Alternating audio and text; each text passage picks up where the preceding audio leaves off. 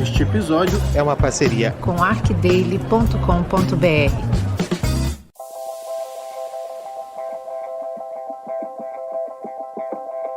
Oi, gente, esse é o ArcCast número 88, meu nome é Adilson, e hoje a gente vai tratar de um assunto bastante pertinente na contemporaneidade, especialmente para gerações recém-chegadas ao mercado de trabalho. A gente vai de coletivo, que são aqueles espaços que reúnem diferentes escritórios com objetivos semelhantes para produzir arquitetura e pensamento sobre a cidade. Para além da questão da viabilidade financeira e networking, dividir o espaço de trabalho também é uma maneira de agregar pessoas em torno de ideias afins para a realização de projetos comuns. E é este sentido que nossos convidados procuraram dar quando decidiram trabalhar juntos na construção desse modelo de negócio. A gente vai conversar com os sócios Domitila Almenteiro e Pablo de las Cuevas, do Muta Arquitetura, e com a cientista social Silvia Bom Tempo. Junto com outros parceiros, eles fundaram a Casa de Estudos Urbanos no Rio de Janeiro, que abrigou essa concepção até o final de 2008. Boa noite, Domitila. Boa noite, Pablo. Boa noite, Silvia. Tudo bom com vocês? Tudo ótimo. Pô, obrigado pelo tempo de vocês, por vocês se disponibilizarem a conversar com a gente aqui e a falar sobre o trabalho que vocês estão desenvolvendo. Muito obrigado.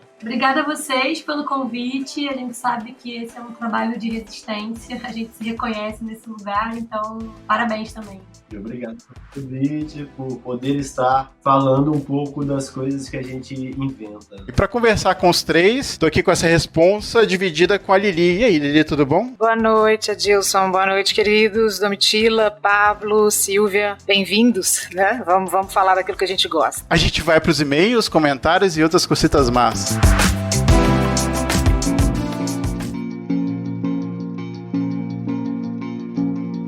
Voltamos com mais uma leitura de comentários, recadinhos e outras cositas más. Estou aqui com o Rafa. E aí, Rafa, tudo bom? Fala, beleza? Tudo certo? Como é de praxe, Rafa, fala os nossos contatos aí para quem quiser entrar em contato conosco. Bem, daquele modo raiz, mandando um e-mail para contato@arccast.com. Também vocês podem nos encontrar nas redes sociais, Facebook, Instagram, Twitter. E, de vez em quando, né, a gente tá postando algumas coisinhas lá no YouTube. Isso aí. E hoje é um dia muito especial pra gente, né, Rafa? Isso aí. Estaremos presentes num evento da FAO Mackenzie, falando um pouquinho sobre práticas de divulgação do fazer arquitetônico. Vai acontecer lá na FAO, no campus da FAO Mackenzie, em São Paulo. Estaremos lá junto com o João Paulo Oliveira, fotógrafo, o Rômulo Barato, do ArcDaily, o Fernando Túlio, do IAB, e também a Amanda Feber, do Architecture Hunter. E a gente lá do ArcCast também, a gente vai fazer uma mesa redonda interessante sobre novas possibilidades, né, de divulgar arquitetura e falar sobre arquitetura. Ficamos muito contentes com o convite e a gente está lançando esse episódio mais cedo. Se der tempo, se estiver em São Paulo, corre lá que a gente se vê e bate um papo. Bom, agradecer ao pessoal que está organizando essa semana, né, a 16ª Semana Viver Metrópole, que é a Semana de Arquitetura e Urbanismo da FAO Mackenzie. Agradecer a Laura também, que foi sempre nosso contato dos alunos. Então, obrigado ao pessoal que chamou a gente. E para você que quiser, ainda está em tempo aí de chegar lá. Começa às 4h30, vai até às 6. Então a gente espera por vocês. Isso aí, se chegar lá, só pedir pra tirar uma selfie que ganha um livro autografado. Tô brincando, brincadeira. Mas a gente vai estar lá, se quiser bater um papo com a gente. E galera, a gente vai deixar então vocês com o episódio e a gente volta daqui a uma semana, né, não, Rafa? Isso, vamos rápido que meu busão tá chegando. Isso aí. Galera, até mais então, um abraço pra vocês. Tchau.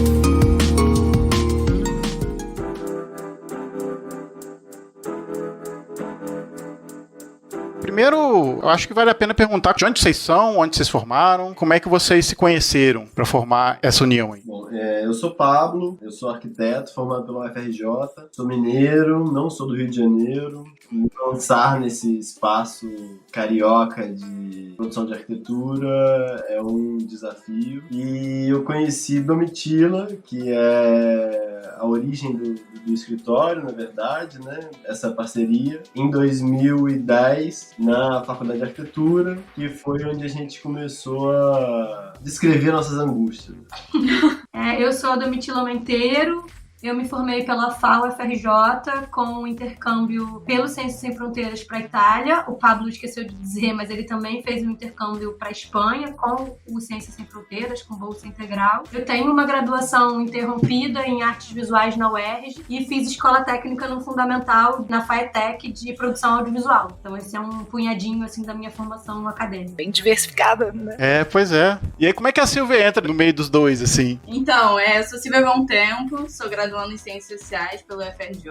Tenho também uma graduação interrompida, só que nesse caso na arquitetura. Fiquei 1 ano e meio lá. E aí, em 2016, quando eu ainda fazia arquitetura, eu conheci Dom e Pablo num curso de taipa de pilão. Foi dado na Universidade de Santa Úrsula. E a partir dali, a gente começou a estreitar nossos laços e estamos aí até hoje, construindo essa maluquice aí. Estão falando aí de angústias comuns, de alguma maneira, né? Há algo aí nesse caldo que é semelhante entre vocês, né? O que fez vocês se unirem para produzir uma forma de trabalho não convencional, digamos assim, um recém-formado em arquitetura, né? Para além da questão já mais multidisciplinar aí da formação de vocês, né? Tanto pelas experiências fora, quanto por virem de outras áreas, né? E trabalharem em diferentes frentes, né? Há essa questão multidisciplinar aí de uma vez, mas o que os aproxima? Quais são as angústias originais aí que trouxeram vocês para onde vocês estão hoje? O Muta se formou, né, em 2014. Eu e o Pablo, a gente ainda estava na graduação na arquitetura. A gente já se conhecia há alguns anos e a gente começou a trabalhar junto. Então, em 2014, ainda em formação, a gente fez um projeto juntos, uma casa no interior de Minas. E ali a gente percebeu que a gente tinha uma vontade de trabalhar junto, de projetar junto. E aí a gente pensou em formatos para que isso pudesse acontecer. Então, a gente começou no começo do Muta, a gente tinha uma estrutura inicialmente que era eu e o Pablo, a gente vivia em um outro momento político, social, econômico do país, né? Então a gente se formou ainda com muitas oportunidades de trabalho, com um mercado efervescente, começando em queda, mas ainda tinha muita coisa para fazer. Então, nós dois tínhamos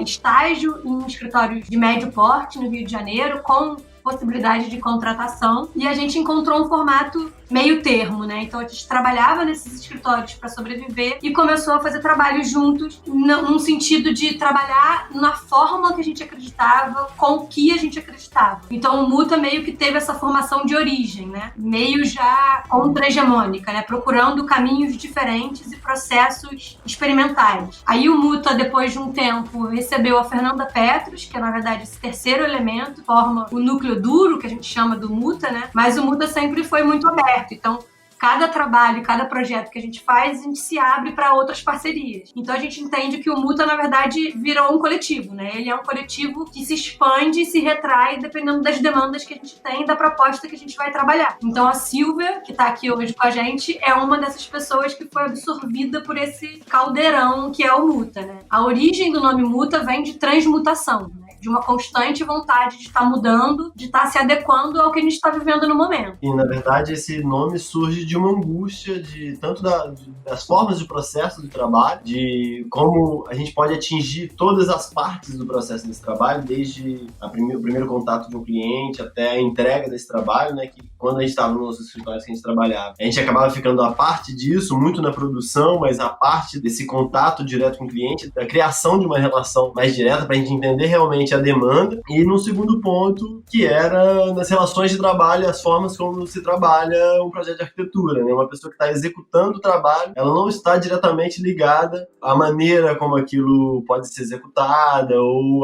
diretamente à demanda, né? E quem está produzindo não está ligado à demanda, então isso foi uma angústia, por isso que o escritório chegou no nome de Muta. Tem duas vertentes aí que vocês apontaram, não só da questão do coworking, mas também da ideia do coletivo, né? Como é que vocês encaram essa ideia de um trabalho que, na verdade, ele tem uma possibilidade, como o Muta também tem essa ideia de transformação, né? Como é que essa ideia de coletivo se encaixa na ideia de vocês, assim? Justamente nessa forma de trabalhar, assim, o Muta, que ele surgiu em 2014, éramos estudantes, e a gente resolveu se jogar e criar uma primeira relação, né? Porque a gente sempre disse que o primeiro passo é dizer que somos arquitetos, né? Para que as pessoas acreditem nisso e a gente passe a acreditar também. E a gente consiga começar a se inserir num certo mercado de trabalho. E, na verdade, todas as nossas relações são relações de trabalho em parceria. Então, a gente começou uma parceria com o Fernando Minto, em matéria base. A gente fez uma parceria muito forte com o Toledo, também o Luciana Lago, que já são parcerias consequentes sobre casas de estudos urbanos, né? Que foi uma casa que a gente fundou na Glória. Ficamos por 2 anos Urbanos lá, era um grupo, né, um coletivo que acreditava que os debates sobre a cidade, o direito à cidade, deveriam ser mais amplos e sair das mãos, né, somente de arquitetos e sociólogos e abrir um pouco o debate, ampliar para a sociedade civil. Essa é a maneira que a gente passou a acreditar que a gente conseguiria fazer coisas que não estão na nossa alçada diretamente, né, ou seja, nos ligar a diferentes coletivos, diferentes pessoas que têm potencial e acreditam na mesma coisa que a gente. E a Silvia entra, hoje, por exemplo, vocês continuam trabalhando juntos, né? A Domitila me contou,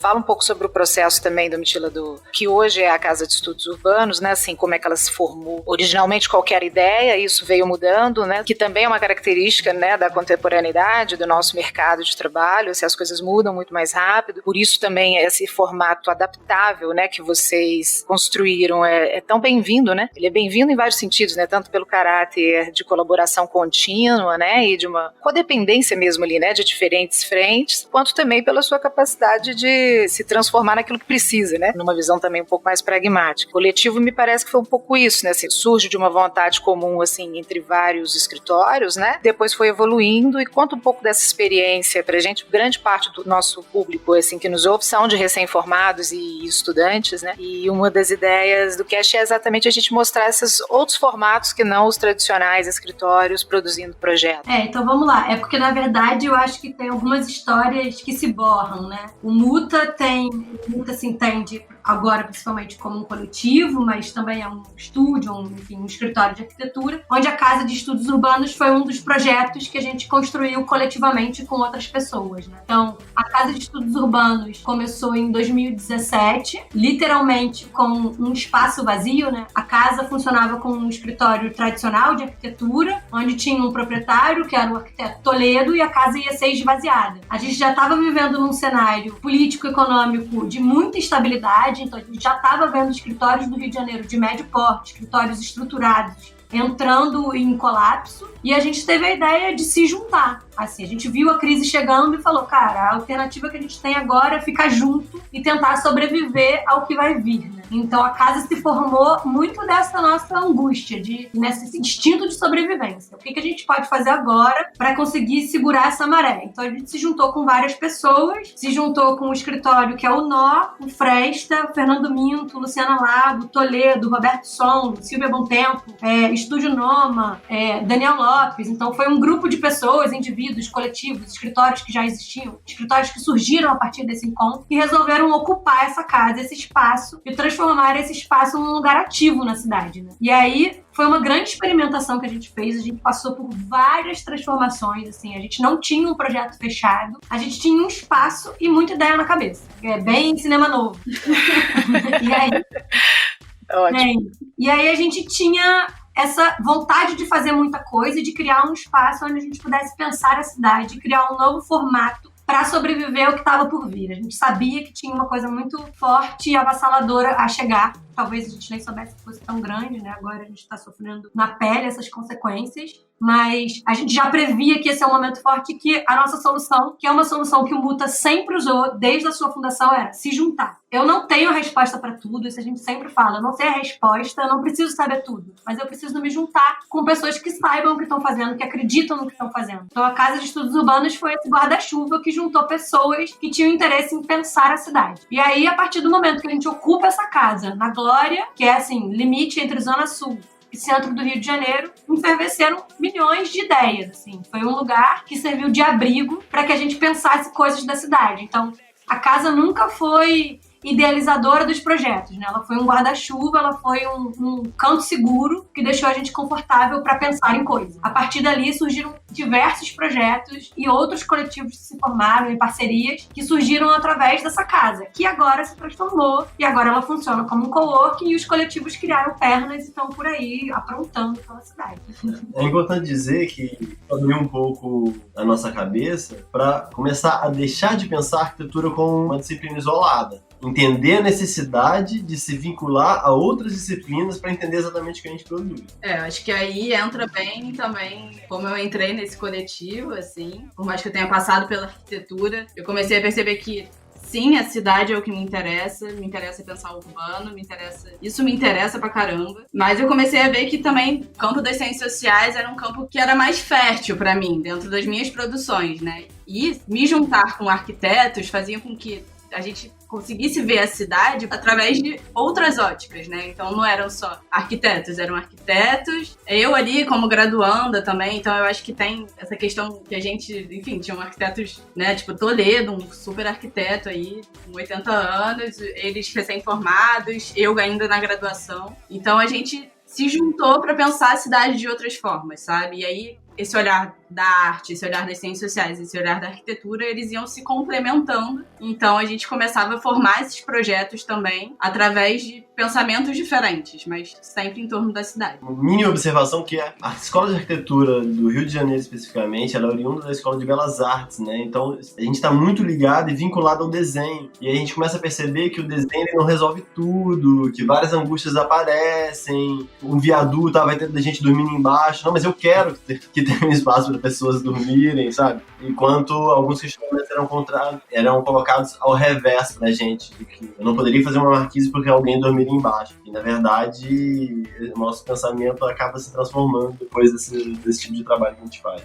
E vocês produziram lá e produzem, né, acredito, vários tipos de projetos mesmo, assim, artísticos, arquitetônicos, culturais de uma maneira geral, né? Antes de entrar um pouco neles especificamente, assim, eu queria ver um pouco da Silvia, assim, se isso foi consequência dessa transdisciplinaridade, né, ou isso já era também um desejo dos arquitetos ali de estar produzindo outras coisas que não o projeto, ou seja, está pensando também a cidade, está pensando a transformação do espaço através de outras formas de intervir, né? Que não só a materialidade física ali, consequente de um desenho, né? Que seria aí a seara onde a gente, em tese, deve atuar, né? Em tese não, por formação, assim, né? Mais diretamente. Eu acho que é um movimento duplo, né? Eu acho que, com certeza, eles já tinham essa vontade. Também, quando eles me chamaram para esse projeto, né? Me entendiam como essa pessoa que poderia trazer isso, porque eles também gostariam de. E, ao mesmo tempo que, quando chegavam outras pessoas, também, nossa, tipo, ampliava a nossa cabeça em 1000, né? Tipo, eu acho que o que a Dom me falou, que a gente nunca teve um projeto fechado, é porque realmente a gente estava muito aberto para se desconstruir o tempo inteiro e reconstruir. Eu acho que a casa foi o lugar realmente que a gente inventava e principalmente reinventava. Eu acho que essa transdisciplinaridade, ela também é isso, né? Somos indivíduos para além de nossas profissões, então, obviamente, o que nos une também são os nossos ativismos, o que acreditamos, nossas posições políticas e como pensamos o mundo. E aí eu acho que a casa também abarcava tudo isso. E aí, enfim, pensar o desenho, pensar o projeto. E aí a arquitetura vira uma outra coisa que a gente está tentando entender até hoje. Se eu sou meio arquiteto, ou se eles são meio cientistas sociais. Então essas coisas começam a ficar bem mais misturadas. Quais outros profissionais, sem ser arquitetos, colaboraram com vocês e colaboram até hoje, na verdade, né? Artistas visuais, fotógrafos, artistas de todas as formas, né?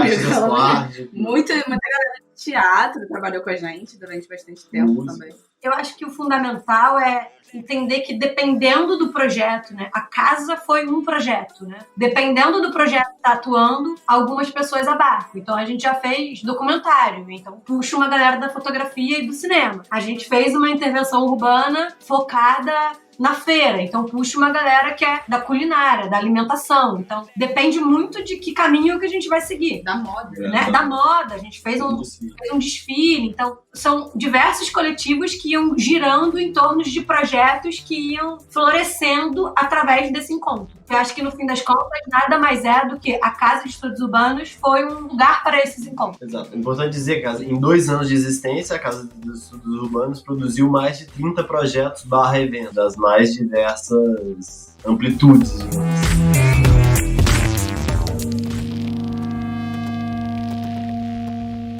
Parece até esquisito que eu vou perguntar, mas assim, existe uma espécie de modelo de negócio? Vocês são uma empresa, vocês dividem cursos, são várias parcerias, mas como é que vocês encaram isso, assim? É uma empresa, não é? É uma junção? Como é que dava isso na prática também, né? Assim. Até agora, esse momento foi bem misturado 2 focos, né? A gente estava falando muito sobre o Muta, que se entende como um coletivo também, né? Fundamental com um eixo de 3 arquitetos, mas que abarca diversas parcerias, e a Casa de Estudos Urbanos, que foi um dos projetos. Então, assim, enquanto modelo de negócios, a casa tinha o seu modelo de negócios, né? Que funcionava de uma forma e hoje em dia funciona de outra forma. Mas o Muta, que começou lá atrás e juntou essas pessoas e hoje em dia continua, a gente entende que ele se divide em 2 eixos, né? A gente tem um eixo mais técnico e um eixo mais voltado para as intervenções. O eixo técnico se subdivide em outros eixos. A gente tem um eixo mais da arquitetura convencional, né? Das reformas e das construções em si, que atualmente é o que sustenta financeiramente o escritório. Eu acho super importante falar isso. Sempre que chamam a gente para dar palestra, principalmente nas faculdades, eu sei que o perfil de vocês é muito de uma galera que está na graduação, que está estudando ainda. Eu sempre falo sobre isso, assim. Eu entendo que para a galera que está se formando é uma agonia entender como fazer o que acredita e como se sustentar, né? Como viver disso. Então, eu acho sempre importante deixar meio que essa transparência, assim, de como que a gente faz, sabe? Que formato é esse? Não é uma magia, sabe? Não é... A gente tem fonte de dinheiro, né? A gente é sustentado, a gente rala pra caramba e a gente encontrou esse formato possível pra gente, que é muito difícil, mas que tem dado certo, né? Tem 5 anos já que a gente tá aí caminhando e sobrevivendo disso. Então a gente tem esse eixo mais técnico, que tem essa parte que seria mais convencional, que é o que sustenta a gente financeiramente. A gente faz assessoria técnica, que aí a gente tem também, que meio que se subdivide entre uma assessoria técnica voltada a consultorias de construção com terra, que é uma linha que a gente estuda e trabalha, e temos os nossos parceiros que estão por esse caminho da terra, os nossos mestres, que trabalham com essa matéria-prima, e também faz assessoria técnica para os movimentos de luta por moradia. Então a gente está já há mais de 2 anos, a Fernanda já está há 5 anos, trabalhando com a ocupação Solano Trindade, em Duque de Caxias, junto com o movimento de luta pela moradia, e a gente está com um projeto lá para reformar já estamos em obra, reformando um prédio para transformar em 12 habitações, uma grande experiência, com um coletivo enorme que junta outras pessoas e outras universidades, com um processo próprio, né? Então, o que eu acho interessante de entender é que o Muta, ele gira e se absorve, assim como ele traz parceiros, ele se envolve em parcerias que também têm os seus processos próprios, né? Então a gente tem meio que esse eixo técnico, que se subdivide nessas 3 categorias, e aí tem o eixo intervenções, que eu acho que foi um eixo que foi muito regado e florescido pela nossa experiência do projeto Casa de Estudos Urbanos, né? Eu e o Pablo, que fundamos o Muta, a gente já tinha uma experiência prévia de uma espécie de intervenção que a gente já faz há 10 anos, que é um festival, que é uma mostra de cinema numa praia que chama Maré Cheia de Cinema, que acontece numa praia que é uma comunidade de pescadores, uma comunidade isolada. São 170 pescadores que vivem numa comunidade próxima a Paraty, que só tem acesso por trilha ou por barco, que até o ano passado não tinha nem luz elétrica, e através do coletivo João do Rio, que é um parceiro nosso, a gente faz uma mostra de cinema lá. E a gente começou esse projeto quando a gente ainda estava na graduação. E a gente meio que ia quase como uma diversão, uma grande brincadeira, sabe? A gente se envolveu sem entender que isso fazia parte da nossa formação, que isso era entender sociedade, que isso era entender construção, técnica, relação, que isso é arquitetura. Pra gente foi uma grande experimentação. Quando a gente formou a Casa de Estudos Urbanos e começou a fazer ativações urbanas, que a gente começou a entender que o que a gente já fazia antes, que a gente já fazia há 7 anos, né, era realmente uma intervenção, era uma proposta, uma ação, né? Explica um pouquinho o que você chama de ativação, né? Assim, qual que é a diferença desse tipo de intervenção de um projeto urbano, por exemplo, tradicional? Bom, a gente acha que tem uma grande diferença, que é uma diferença do desenho da ação. Então, vamos separar por momentos, assim. A questão do desenho na arquitetura, ela é quase que uma intervenção perene. Ela mantém uma estética, ela impõe uma situação. O que a gente tenta propor com as intervenções é justamente uma intervenção efêmera, que é completamente o contrário do desenho. Ela traz uma memória atual. A gente, por exemplo, o Cine Mureta é um evento que acontece no bairro da Glória, um lugar antigo, numa balaustrada super antiga, onde batia o mar. E quando a gente abre uma tela de cinema onde hoje as pessoas trabalham, esticam tecidos no chão para poder vender coisas, e a gente abre uma tela de cinema para falar sobre direito à cidade, quais são os direitos daquelas pessoas e influenciar e acreditar no trabalho delas, a gente cria uma memória espacial que hoje não era existente, né? Então, no futuro, essa balaustrada também vai ter essa história, que é uma história, que é uma intervenção efêmera, que ela passa a ser perene, completamente diferente da perenidade, não sei se existe essa palavra, né? Perenidade, da intervenção urbana arquitetônica. arquitetônica do desenho. Assim. Eu acho que começa a trabalhar através de outros pressupostos, que realmente é o pressuposto da memória, da subjetividade, das pessoas que estão ali, das relações sociais. Enfim, ela não trabalha de fato com uma intervenção que é do arquiteto que impõe algo, que é aquele que sabe o que é melhor, que é aquele que desconsidera muitas vezes as relações sociais que já estão ali pré-estabelecidas, né? Uma tentativa muito maior de comunicar, de dar voz, principalmente escutar, né? Uma coisa que a gente sempre fala, a gente não tá dando voz, mas sim dando ouvidos às pessoas e às relações que estão ali já estabelecidas durante muito mais tempo, né? Tipo, por exemplo, o shopping chão, que são as pessoas que estendem esses tecidos no chão, estão ali há praticamente 100 anos. Então, é lidar com outras questões que habitam a cidade, né? Esse nome shopping chão, isso veio da onde? Eu achei isso incrível, eu nunca tinha ouvido falar esse negócio, shopping chão. A imagem vem na cabeça da mesma hora, assim, né? Ela é muito literal, assim. Mas o que é isso? Isso é um conceito, né, científico? Quem falou isso? É vocês mesmo ou são os donos dos tecidos, né, e da barraca toda? Acho que surge como uma categoria nativa mesmo, né, deles. É mais uma expressão de saber popular, é uma atividade histórica, assim. Eles pegavam a saída da igreja da Lapa para vender coisas para as pessoas que estavam saindo da igreja, e eles recolhiam isso na cidade. Então eles se firmaram ali como pessoas. Quando a gente vai para uma casa na Glória que está de frente a essa atividade e ignora isso, acho que não adianta a gente fazer projeto de arquitetura nenhum. É, claro. E é muito fácil ignorar, né? Desenho, assim, na nossa formação, a gente se afasta muito da realidade, né? Assim, é aquela coisa, o desenho ele aceita qualquer coisa, né? E aí você parte de uma folha em branco, você tem lá no máximo uma definição meio que formal, para você encher aquilo de material social, é só você tá na rua, você tem que estar na rua, tem que estar lidando com isso diretamente. E na formação a gente tem pouca oportunidade, essas oportunidades têm que ser criadas por nós mesmos, assim, né? Hoje em dia até acho que isso tende a mudar, né? Tá mudando, eu acho, né? Já mudou, a FAO hoje já não é tanto a FAO que vocês mesmos já se formaram, a hora que vocês são super jovens, e, né, a gente, imagina a nossa, né, a Dilson lá atrás, que não importa quanto tempo, mas também era outra coisa, né? Acho que isso vem mudando, sim, mas assim, o criar essas oportunidades para nós mesmos na nossa formação é muito importante, né? E mesmo depois de formado, perceber que a realidade é mais embaixo, né? Assim, é outro esquema, né? Tem até uma pergunta aqui a respeito das dificuldades, assim. É curioso porque eu fico pensando até não sei se é um conflito de gerações, mas é que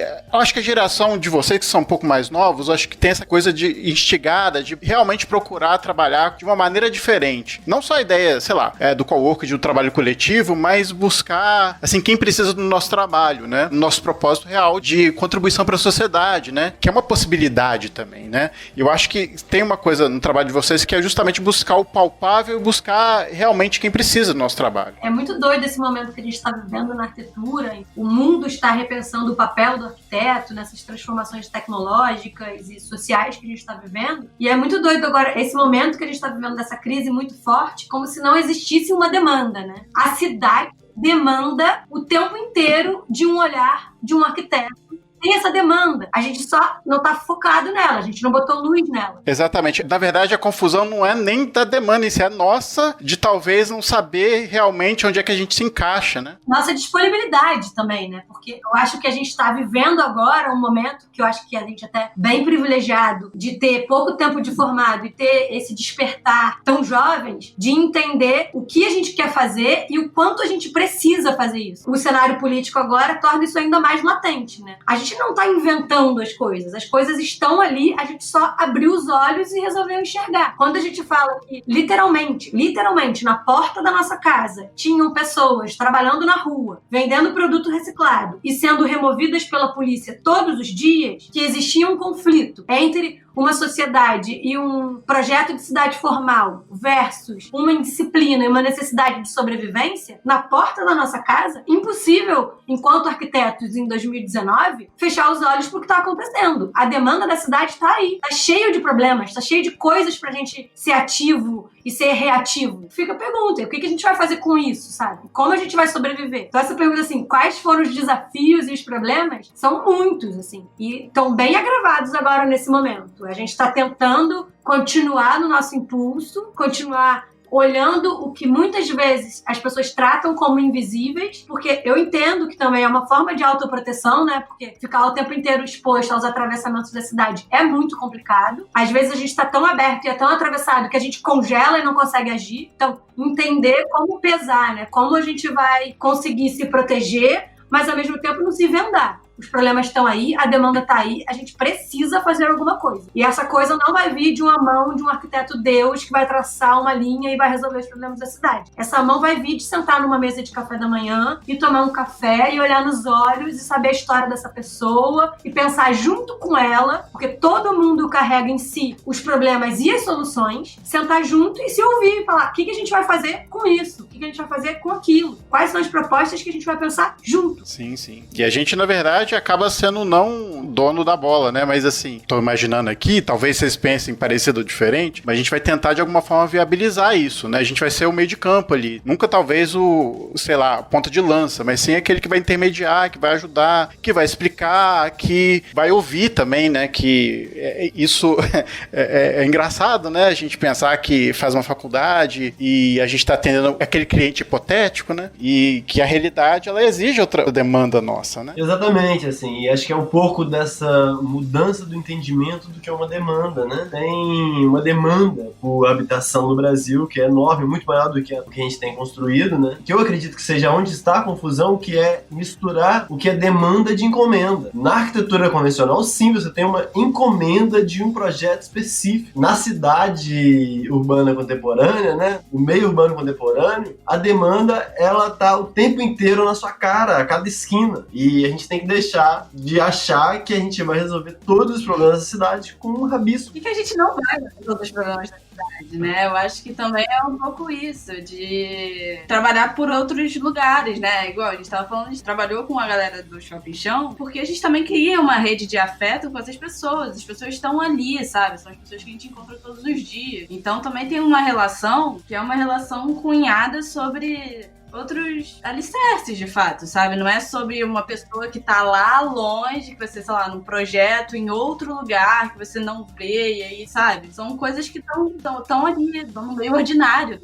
Não é uma simulação de um ator, né? É a pessoa, né? No fim das contas, nós, arquitetos formados, né? Ou Silvia, que tá na graduação ainda, não é sobre detentores de um saber, né? Nós temos um domínio de ferramentas. E eu acho que durante a minha graduação eu senti um pouco essa agonia, assim, de o que a gente está fazendo, para quem a gente está fazendo, por que a gente está fazendo isso. E aí, quando eu saí de lá e abri um pouco os meus horizontes, enxerguei o que estava na minha frente, é entender que nada mais sou do que uma detentora de ferramentas, de ouvir as pessoas e ter ferramentas para auxiliar e pensarmos em coisas juntos, né? E não que essas ferramentas também tragam uma autoridade sobre as outras pessoas, né? Então eu acho que ter a ferramenta é saber democratizar ela e não ter a autoridade sobre eu sou arquiteto, eu sei mais do que você, né? Porque o que diferencia um arquiteto de um pedreiro, sabe? Porque você não sabe o desenho técnico? Bom, eu acho que são outras questões. E então, tipo, são outras vivências que são para ser trocadas, né? Não é uma autoridade de arquiteto porque eu tenho a legibilidade de um documento. De um diploma, né? De um canudo.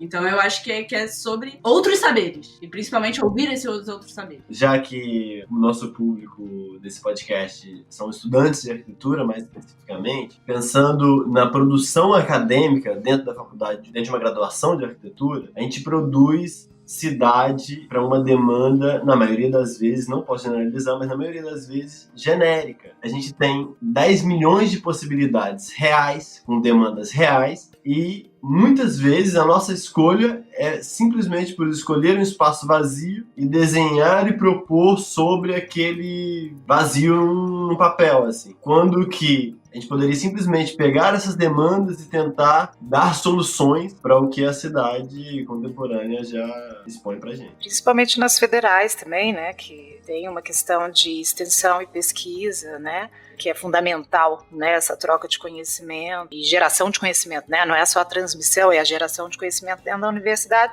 questionando o que está acontecendo lá de fora, né, tanto através da extensão ou através dos programas arquitetônicos e urbanos que se trabalham nas disciplinas, fazer essa ponte que é difícil, né, de fazer, que historicamente também foi construída, né, essa questão da relação com as belas artes. Isso não é o UFRJ, né, toda a nossa formação, as faculdades de uma maneira geral e não só as brasileiras, né? Tem a matriz, né, francesa de belas artes muito forte, né? Muito recentemente que algumas universidades, né, alguns institutos vêm se desprendendo um pouco dessa matriz, mas o fato é que isso foi historicamente construído e está aí até hoje, né? A gente vê isso na cabeça dos alunos, a gente vê isso na nossa produção, a gente vê isso nessa angústia de formar e montar um escritório e buscar o mesmo perfil do cliente e fazer o mesmo perfil de projeto. E aí esse mercado sim tá complicado, né?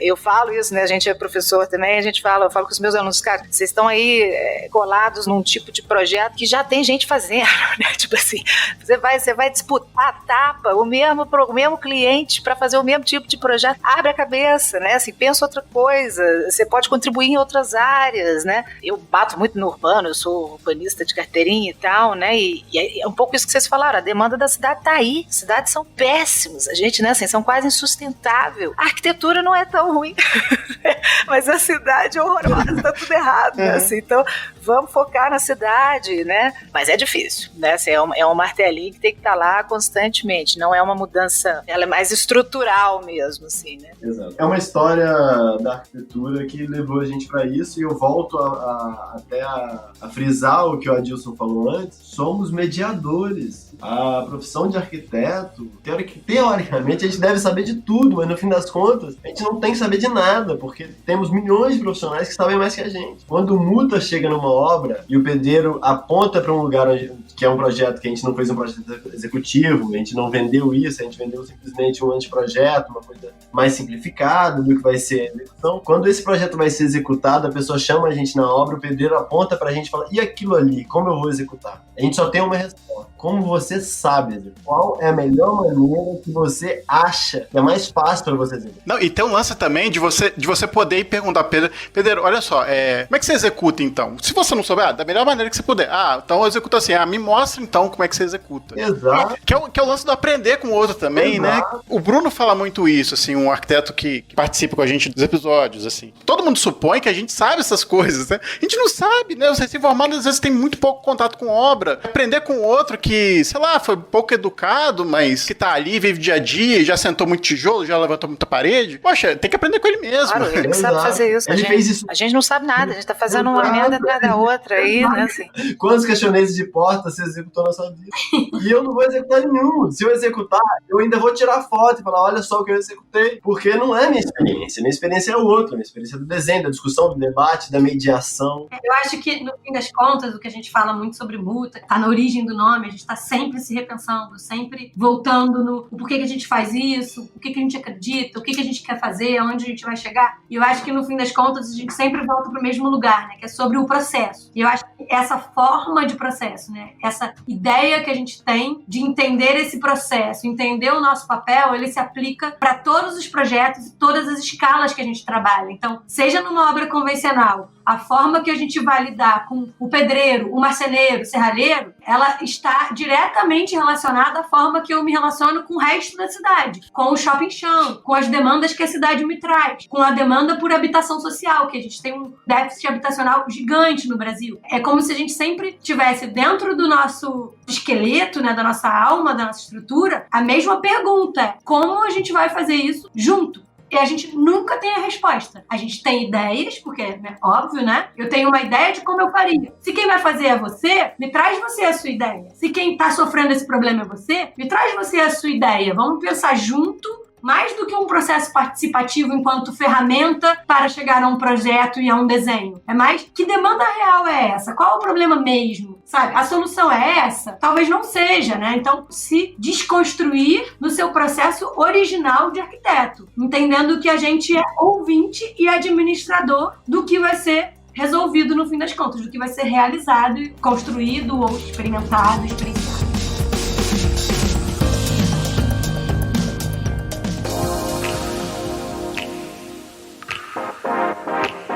Tem um lance também de como é que isso vira também uma economia e uma maneira também de sustentar, assim. Precisa, né? A gente, arquiteto, a gente precisa ganhar o dinheiro também, porque a gente, né, tem que pagar as contas, tem que pagar boleto, enfim. E isso também, essa ideia disso ser uma possibilidade, né, como uma economia, como uma possibilidade de trabalho também, eu imagino também que seja um pensamento de vocês, né? De viabilizar isso. Esse é um pensamento constante. latente, constante, todo mês que a conta chega e o aluguel chega. Na verdade, como a gente começou a falar um pouquinho lá atrás, eu acho que a gente encontrou um formato dentro do Muta de se sustentar financeiramente através desses projetos mais convencionais, que estando na cidade do Rio de Janeiro são as reformas de residências, né? Então, atualmente, a nossa principal fonte de renda é essa. Mas ela sustenta um dos nossos eixos, né? O desafio maior é que cada eixo seja autônomo. Então, como fazer com que a assessoria técnica aos movimentos de luta pela moradia se sustente? Como fazer com que as nossas propostas de intervenção urbana sejam autossuficientes? Há parcerias nesse sentido? Vocês conseguem subsídios? Como é que é nessa parte das intervenções? Assim, é possível essa questão? Não tem como falar sobre isso sem falar sobre o momento, né, atual. Então, a verdade, esse tipo de projeto, esse tipo de ação focada no social, né, focada com esse olhar, sempre se sustentou através de editais e de fundações que apostavam em mudanças. E a gente está vivendo agora, claramente, num formato, num país Bolsonaro, Witzel e Crivella, não tem como não citar esses nomes, pesam muito para quem quer fazer mudanças no Rio de Janeiro. Não tem essa oportunidade, a verdade é essa. Assim, são raros os editais, eles têm sido cortados. A gente tem enfrentado um momento muito difícil para tentar sobreviver. Cada edital que sai, quando sai, a disputa é muito grande, de projetos interessantíssimos. Então não é que a gente está num aquário de poucos projetos, a gente está num lugar com muitos projetos, pessoas querendo fazer, com projetos super interessantes, disputando um espaço que é mínimo no país agora, mínimo. A gente, durante um tempo na Casa de Estudos, a gente conseguiu encontrar um formato que ele não era sustentável para a vida, mas ele pelo menos se retroalimentava, né? Então, a gente tinha um formato de evento que a gente...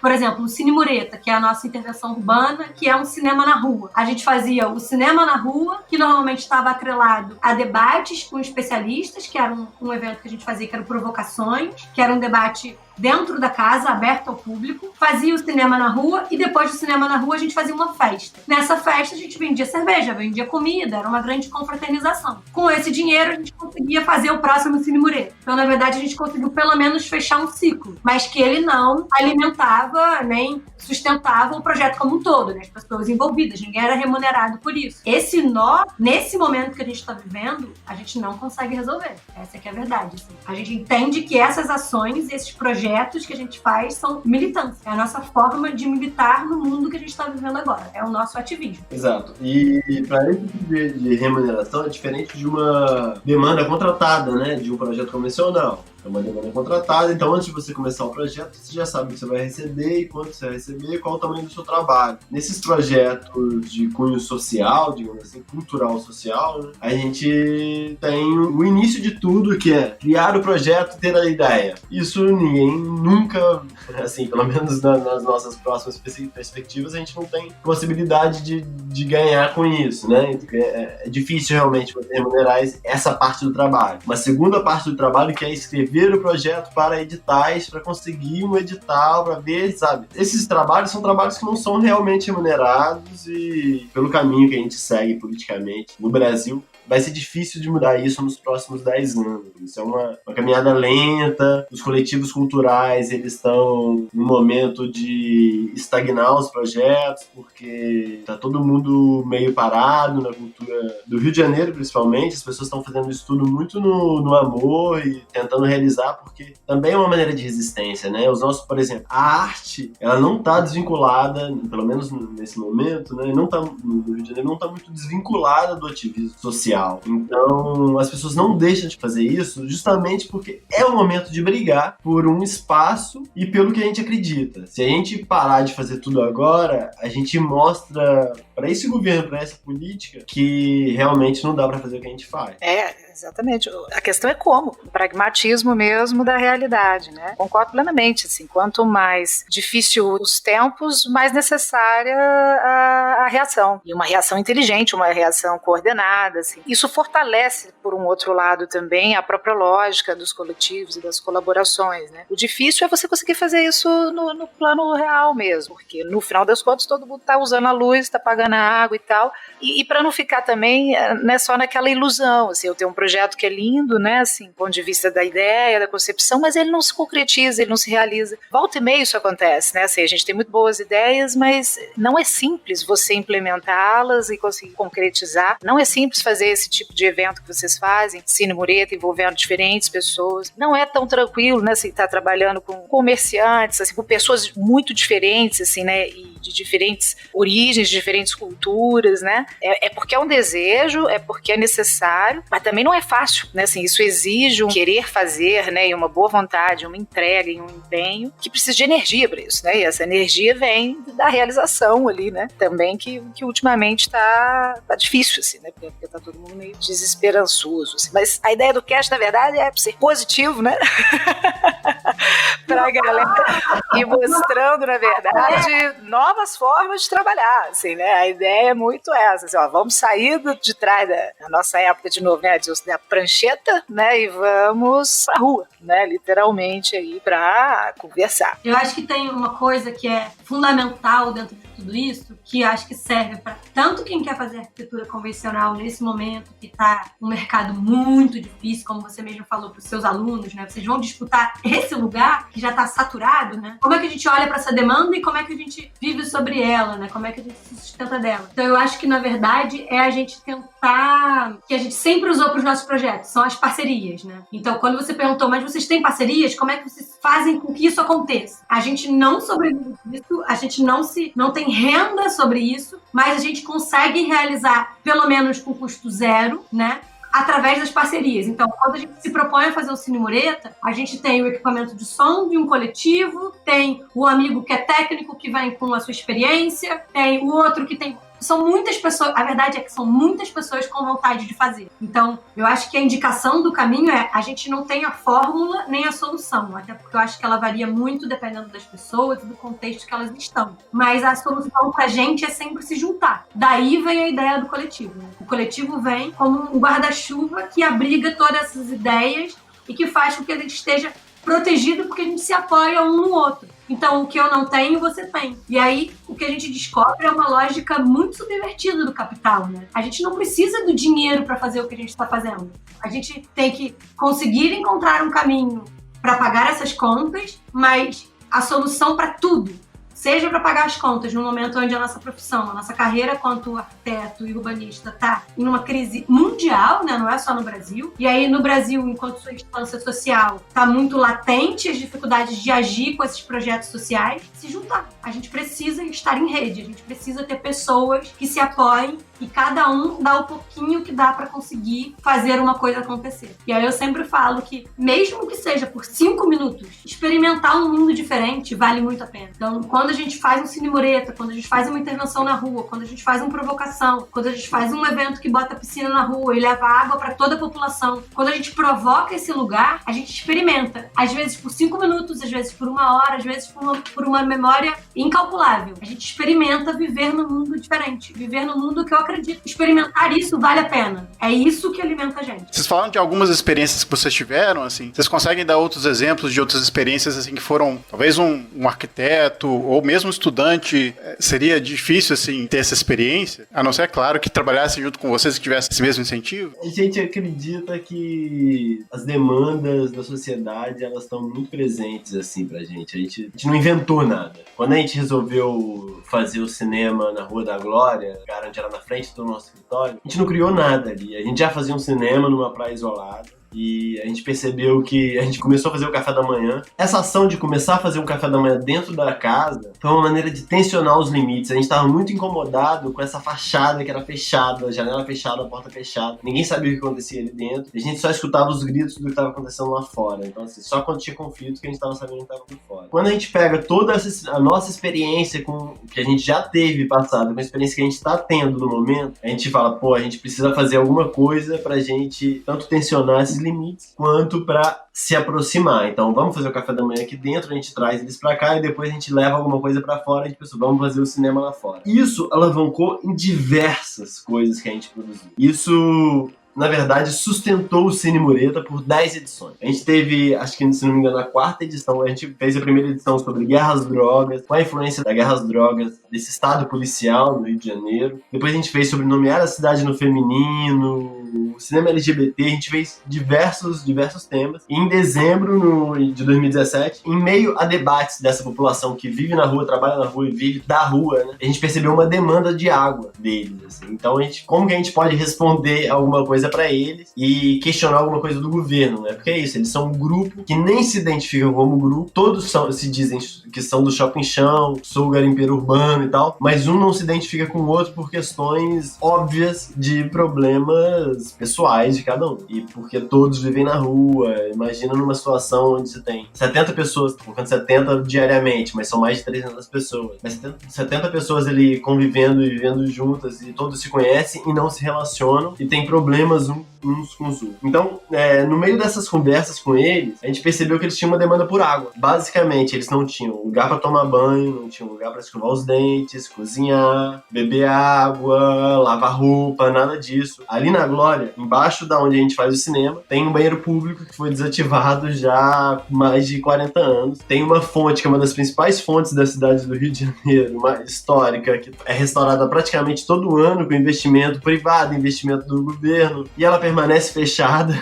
Ela é restaurada, restaura em cima da restaurada, ela permanece fechada. Então a gente fez um evento que chamava As Águas Vão Rolar, que durou o dia inteiro. Foram mais de 500 pessoas no evento durante o dia, tiveram artistas apresentando intervenções sobre água, peça de teatro. Enchemos algumas piscinas em frente à tela do cinema pra gente se divertir e chamar atenção para essa demanda por água na Rua da Glória. O que aconteceu, na verdade, foi que a gente estava aproveitando um dia maravilhoso de sol no verão do Rio de Janeiro, onde tinham somente pessoas brancas de classe média usando aquele espaço, e ninguém veio falar com a gente, ninguém interviu, nada aconteceu, até que os moradores de rua se sentiram convidados a participar e se aproximaram, deram banho em cachorro, tomaram banho, usaram mangueira, e aí a população começou a chamar atenção para que moradores de rua estavam usando piscinas na Rua da Glória. E foi aí que todas as instâncias de repressão do governo chegaram presentes nesse momento. Guarda Municipal, Polícia Militar do Rio de Janeiro, Polícia Civil, Polícia Federal. Enquanto pessoas brancas de classe média, estudadas, graduadas, estavam usufruindo do espaço, estava tudo bem. Isso é só um dos exemplos. Em segmento a isso, a gente fez um outro evento que era, a gente precisava chamar o shopping chão mais para próximo da gente, mais próximo ao cinema. A gente percebeu que, por sermos de classe média de universidade pública, né, temos uma relação com pessoas muito próximas a gente, muito a ver com o nosso grupo social, digamos assim, eles se afastavam quando a gente montava o cinema. A gente percebeu que eles meio que limpavam o espaço, deixavam tudo preparado pra gente chegar, e isso incomodava a gente. A gente não queria que eles deixassem o espaço preparado, a gente queria o espaço como estava antes, a gente queria chegar no espaço deles que eles usavam pra gente compartilhar o momento. E isso não estava acontecendo tanto. E aí uma experiência que a gente trouxe do Maré Cheia de Cinema, essa mostra que a gente faz na praia perto de Paraty, que é produzir um filme sobre eles. Isso causa uma transformação que é, primeiro, entendê-los como uma comunidade, como um grupo de pessoas unificados, que são a visão nossa, porque eles não têm essa organização. Em segundo lugar, valorizar o trabalho, as pessoas e colocá-los como protagonistas de um cinema. E isso transformou a nossa relação e aproximou todos eles do cinema naquele momento. A gente teve mais de 300 pessoas no cinema esse dia. Eles estavam lá, os protagonistas do filme, super emocionados. Isso foi uma transição pra gente. E um terceiro momento, e pra gente, assim, quase que derradeiro, foi quando a gente tava já há 2 anos de relação com eles, passando esse ano,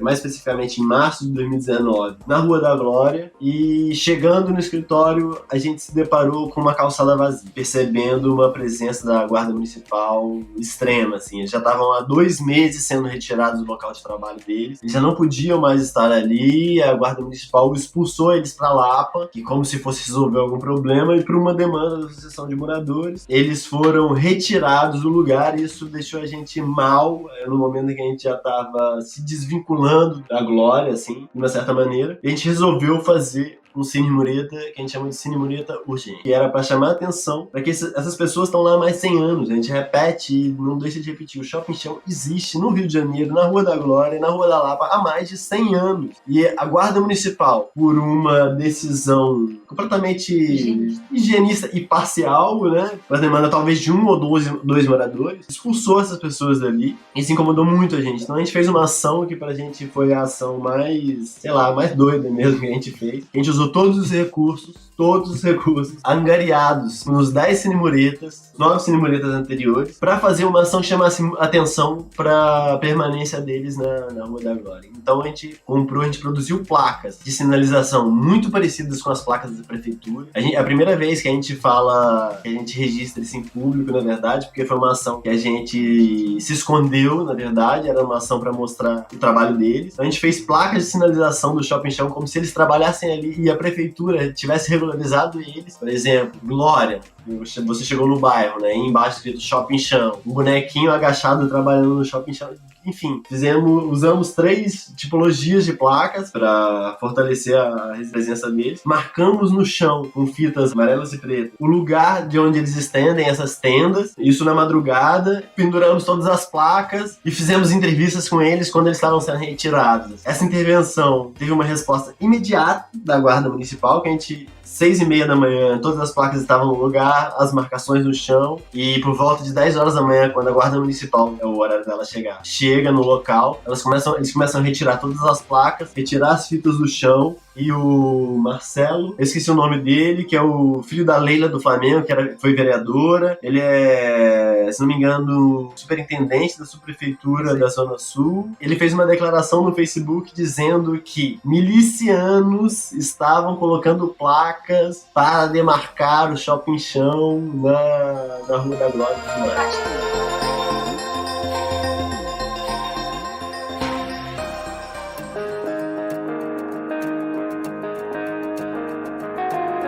Que dica que vocês dão, assim, para os recém-formados, né, que querem fugir ao padrão aí e tal, né, enfim, dicas, assim, para os recém-formados antes de ir para as dicas propriamente do programa, né? Se alguém procura vocês e fala, o que a gente faz da vida agora, né? Qual que é a resposta que você dá? Pode ir pra lua!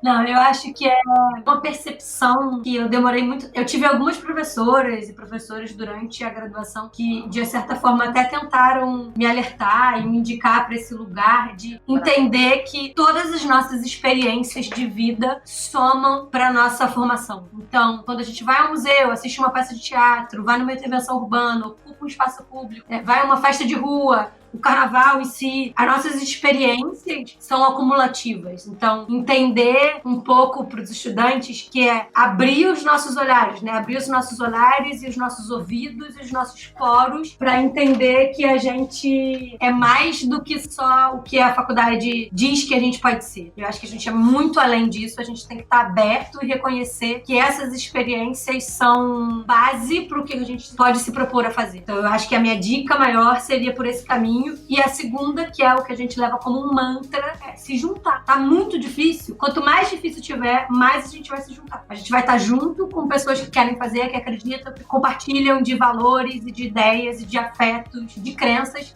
que são como as nossas. Então, a gente às vezes entra, né, quase em pânico quando a gente vê o mundo do jeito que tá. Pra gente não paralisar e não congelar, é se juntar. No fim das contas, essa é a maior coisa que podem roubar da gente, sabe? Eles estão abafando as nossas possibilidades, abafando os caminhos e as possibilidades de fazer as coisas acontecerem, mas eles não vão impedir, eles não têm como brecar isso, entendeu? Não tem como frear os nossos encontros, porque isso é uma potência que tá dentro da gente. Então, quando a gente achar que tá se sufocando, que a gente tá perdendo fôlego pra continuar, se junta, que sempre tem alguém querendo, tem sempre alguém com fôlego e a gente vai dar conta. Primeiro eu faço das palavras de Domitila as minhas, e segundo, só dizer que a gente acredita que a arquitetura é uma arte. A gente precisa realmente surfar em outras ondas, entender outras questões, escutar muita música, poesia, literatura, política, e fazendo um pouco da analogia da arquitetura com a